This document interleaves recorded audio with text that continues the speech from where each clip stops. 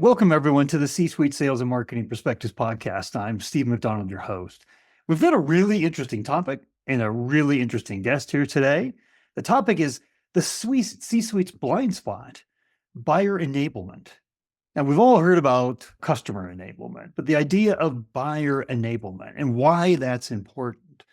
I literally just came off of another podcast we were doing with a very tenured CRO, talking about how difficult it is to be a buyer, right? How many decisions have to be made, how many different companies you're looking at, how many conflicting messages there are, how much risk there is internally in the company. You make a decision, your reps and the people inside the company and what they promised, it all changes. And it's not an easy task, right? We think about it from our side and selling to the buyers, but if we think about it from their side and how do we enable them, it's a pretty important conversation to have. So today, that conversation is with Stefan Repin. Now, Stefan is a chief marketing officer. And Stefan, not only do you work with small to medium-sized companies, you've got an interesting background. You have a background in script writing, and we all know how important storytelling is. In fact, we listen and hear things and remember them 22 times better when it's told to us in the form of a story. So that storytelling background is a really important one. You're an avid traveler, right? You speak over 5 languages. So I think we're going to have a really good conversation here today. But beyond what I've said here, if you could maybe expand on your background and your experience a bit and what you're doing at the moment. I've been in sales and marketing since I was 13 years old.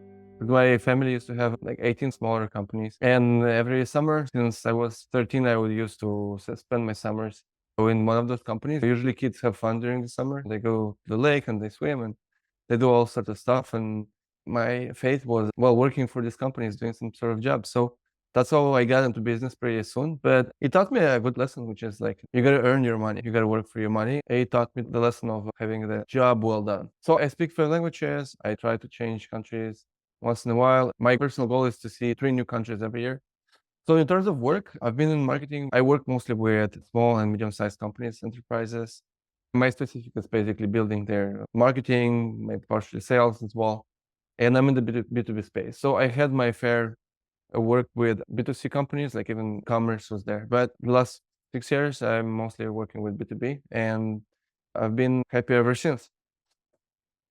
So that's a great background to start our conversation, this blind spot, as you call it, the buyer enablement. If you could give us your definition of buyer enablement, and then we'll get into how do we achieve that. But let's get kind of a baseline down in terms of what you mean by buyer enablement. Yeah.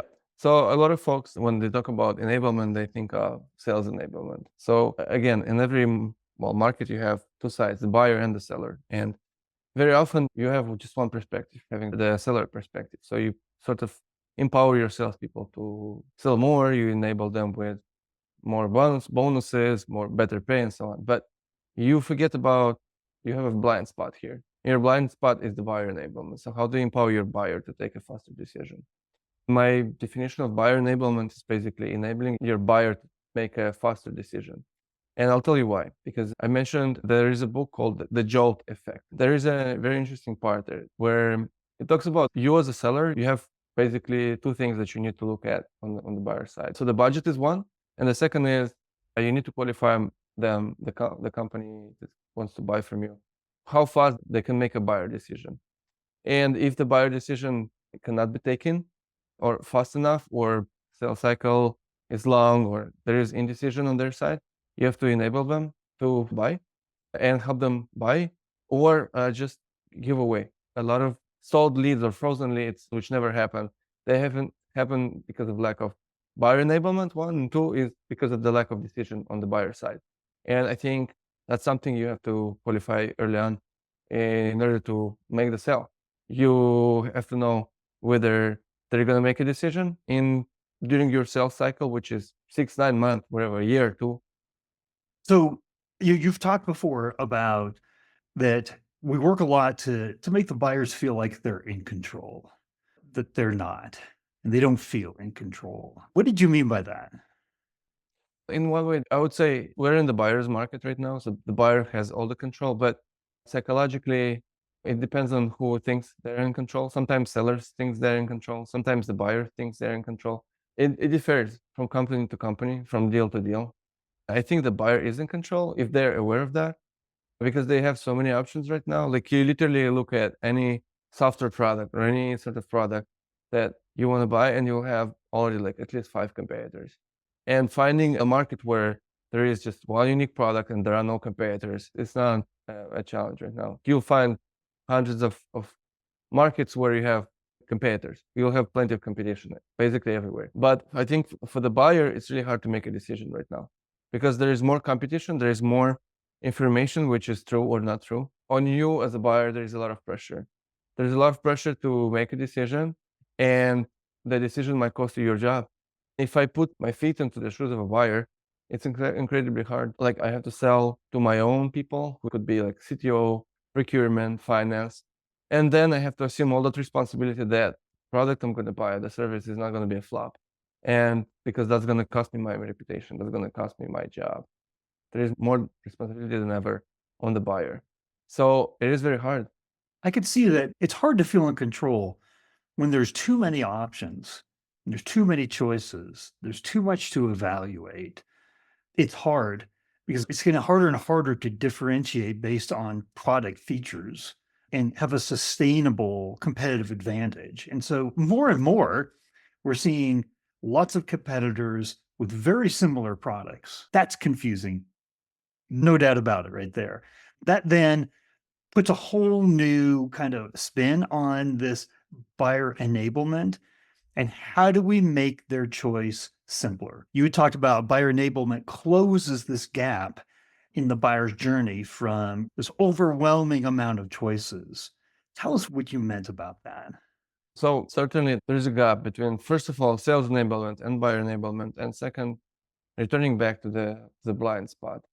So there is a gap, which is like buyer enablement. And many companies, they have like tools for sales enablement, where you have like different folders where you have information about your product, you have calculators about your product. But the thing which, of course, that's part of like sales enablement and buyer enablement. But the thing that doesn't touch it that much, I think it's the personal responsibility that buyers have. Me as a champion on my team, that we want to buy a product, and I have the responsibility to deliver a good experience for my team and then basically choose the right product. Very often, marketing is very much driven by hype. So when I make a decision, it has to be a very, very mindful decision. That's why I, as a buyer, I need to bring in more and more people to make the decision with me. In fact, after COVID, the buyers committee has increased by 2 times. You'd say it was 4 or 5 people. Now it's like up to 10 people taking a decision.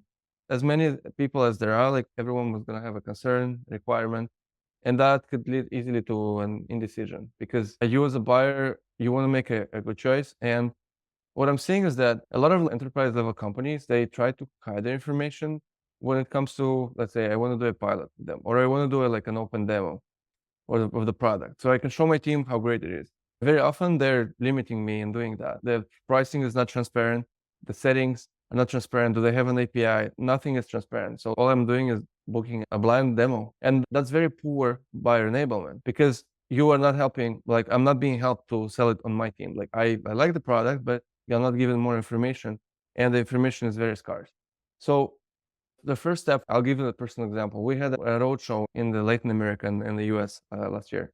And we decided that although we have transparent pricing, we have comparison pages and so on our website, we need to do something different. Because if we're going to give the same information and provide the table stakes like everyone, then they're going to win. We decided to make a roadshow, and we created these events where sort of like we try to connect. So on the buyer board, usually the head of commercial is our champion, and the CTOs, the procurement, chief of finance, they're usually the ones who are selling the deal. They are the challengers. So on this roadshow, on these meetings, we tried in bringing our existing customers, next customers, specifically their chief of finance, their procurement officers, their CTOs, because as a buyer, if I go to someone and I try to sell now to you, Steve, like a product, you'll hear what I'm saying, right? But you'll have way more, because you're a more sort of introverted. Well, I would say that in bigger buyer and decision committees, you'd meet more introverted people. And introverted people try to make the decision differently. They try to analyze information, and they trust their peers way more than they trust me. That's why we decided to bring in these CTOs, the procurement officers, and so on these mini events. It could be a physical event. We organized a hybrid one where we had a closed webinar from people who were coming from Europe and from Latin America. We sort of connected them. We even translated from Spanish to English so they could understand each other. It made a lot of sense for them, since they were like, okay, so these guys are like me. They're just like CTOs. They like games and they like Xbox and they have a Discord. The decision is much easier for me because I'm not sure about this company, but I trust their customers and there might be something in it. So I'm going to give them a chance. So we closed a few pilots, just like connecting people.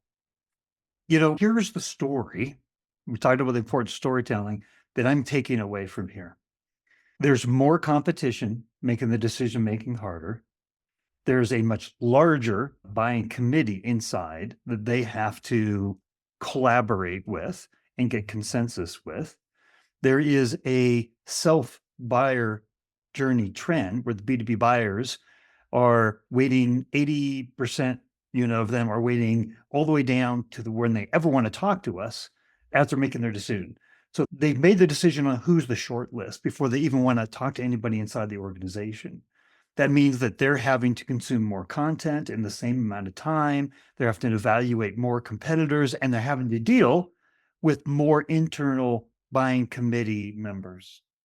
So one of the things that you just said there is they trust peers way more than they trust me, way more than they trust anybody that's in an organization, because that organization is ultimately selling a product to them. So they are looking for ways to simplify. The voice of the peer community is one of the biggest buyer enablement strategies that a B2B company can have today. Because what that's doing is, it's just like no matter what, if we're buying a car, we're buying something for our 16-year-old son or whatever, and we're talking to another parent that has a 16-year-old son, it's like, what did that son like, right? Like, we rely on others that have tried to do the same things that we're doing right now. So that's their peer community. That voice is the voice that should lead the company. That is the voice that should lead any sales, marketing, any go-to-market strategy. That is the voice that across all these barriers and challenges that the buyers are having today are going to help make it simple. I'll give you an example. I was talking to a gentleman just the other day, and he had just reviewed a BPO partner outsourcing partner in his industry. He said, we went through 12 to 15 different companies in order to find the one that we wanted. And I said, well, how did you know? That's a lot to choose from, right? A lot of competition, to your point.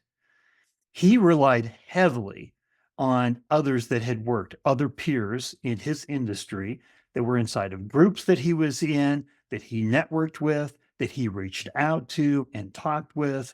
He relied on his peer community. That was a significant source to simplify. So the question I have for you is, events is one great way to bring that peer voice in. What's another idea to bring the peer community voice in support of your sales message in a way that accomplishes everything that your buyers need? Companies engage with their peers in the same position. I think it's the strongest channel or the strongest voice for them. They tend to respect them more. That's a rule. Other things you can do basically is making the process more transparent for them. Basically creating all types of calculators, or let's say pilot is something very common in the business world, which will give the ease of trying your product or your service and engaging with the customer and getting the feel of how is it working with you. Another thing that I've seen is putting a demo on your website, an open demo on your website, so people can go and try your product without asking for demos, without talking to sales, because people are going to talk behind your back anyway. And something that's called as the dark funnel, and they're going to dark funnel you a lot. So you have to be prepared with all your organization, people and company and product that people are going to dark funnel you. And you mentioned that before a company books a demo, they already know enough information to basically make a decision.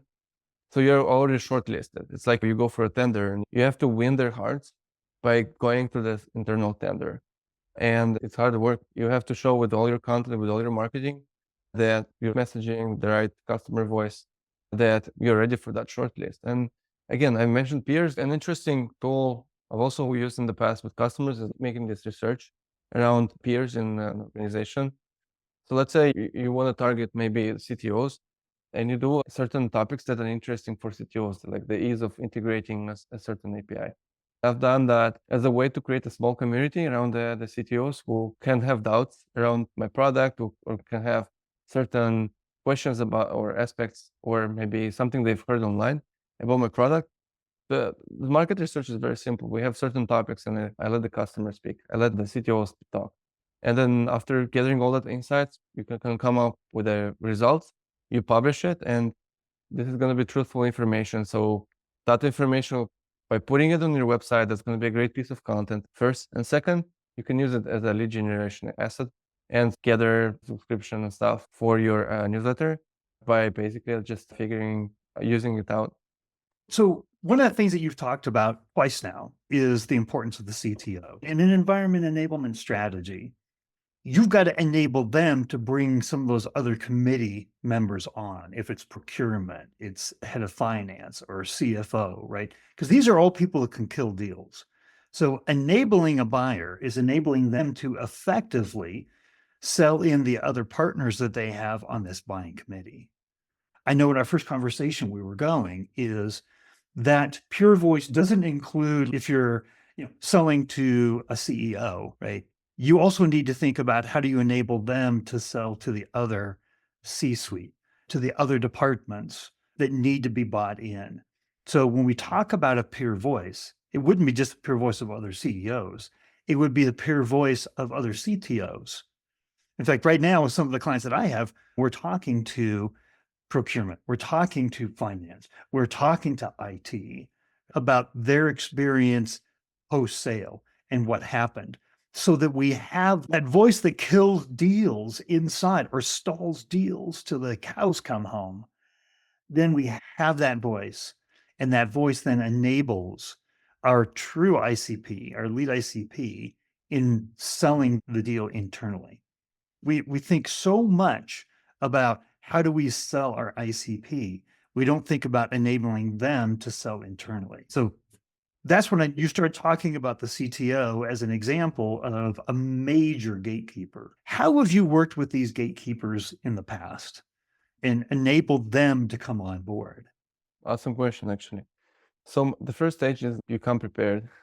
First of all, on every company's website that I've worked with or consulted, I've told them, look, you got to have on your website a part where if you sell to different industries, you got to have different industries. So this example, let's say Platforce, you got to have industry selection where people can select their industry, be it FMCG, like hospitals, aviation, whatever you have. Then the other important part, which is the peers part. By roles, if you have certain different roles on your buyer committee, how are you helping them sell? That's the positioning for each particular role. So I'm right now on platforce.io, and then I'm looking at the website. It says, look, like basically how does our solution help by roles? And you have the sales rep, you have the sales manager, you have the Salesforce effectiveness manager, you have the CMO, you have the CTO, you have the CEO, and we're going to add the CFO and procurement. So each of the roles which are on the buyer decision committee, like creating that on your website, that's the first step. But second, you have to explain to your sales, how different is the angle? How can you empower your sales champion who is in the sales department to sell to his finance team? Because the finance team has a different angle. They're looking into ROI, EBITDA, and so on. And these pages on the website have to show, like basically it's like putting on finance or CTO eyeglasses and then looking at the solution with those eyeglasses, right? So that's the role. The first one is, of course, your website. It's the most crucial part of information you have. And the second part of information is, well, you have to prepare your salespeople. They will get a lot of doubts. They'll say, oh, this deal is stalled because of that person not trusting the solution, and so on and so forth. There's this company called CXL, and they offer excellent marketing education. So basically, they know very well their buyer. And what they do is whenever you want to buy a course, they'll say, who's your boss? And they have a list of bosses. And then they'll give you an exact document. Like, this is what you need to tell to your boss. This is the ROI he's going to see. This is what we usually see as the result. This is increased productivity. So basically, all you have to do is write in your name. And then you have the paper and you have the script where you have to tell your boss so they can sponsor your program, your education and marketing. So I'm talking with my sellers, the people I support with marketing. I'm talking the same language. I'm saying, okay, look, let's create these like documents. So for our sales champions, it's going to be no brainer to talk to their chief finance officer. They just go with this script and they say, oh, this is the ROI, this is whatever. Then they'll be, oh, wow, you're talking my language. You understand me. Okay. So it's going to be much easier sales than just basically having a one to everyone approach. We've talked a lot here, but I want to simplify things. If you could boil it down to what you think this whole idea of this blind spot and buyer enablement, if there was one takeaway that you wanted everybody to leave with, what would that be? Okay. The message is very simple. So you have a blind spot, which most companies are missing. And the blind spot is the buyer enablement. So buyer enablement is basically you're selling your product inside the buyer decision committee as if you're already in it and you need to sell not to your champion, but to other people who have doubts. That means having not one message on your website or your content or your pitch deck, but having 5, 6 messages as to how many decision makers you have. And the language has to be different. That's it. I love it. It's thinking deeper. We all talk about the buying committee. We know about the buying committee, but when it comes right down to it, we spend about 99% of our time on that champion, right? The person that we have the dialogue going with here. And we don't even ask about, tell me about what you need internally. We don't even get into those kind of questions. So I love it. Thank you, Stefan, for coming on and sharing all these insights. If people had questions as follow-ups, would it be appropriate to give them a link to your profile on LinkedIn? Sure. My profile is very easy. It's like STFAN REPIN. You can find my LinkedIn. You can do a first consultation always for free. I enjoy helping folks, small businesses, mid-sized businesses, sometimes big businesses. If you're not evil, I'm always here to help. Well, fantastic. Again, thank you very much for coming on. I really appreciate it. Oh, the pleasure is mine. Thank you for inviting me to this awesome podcast. It's me who learned a lot here.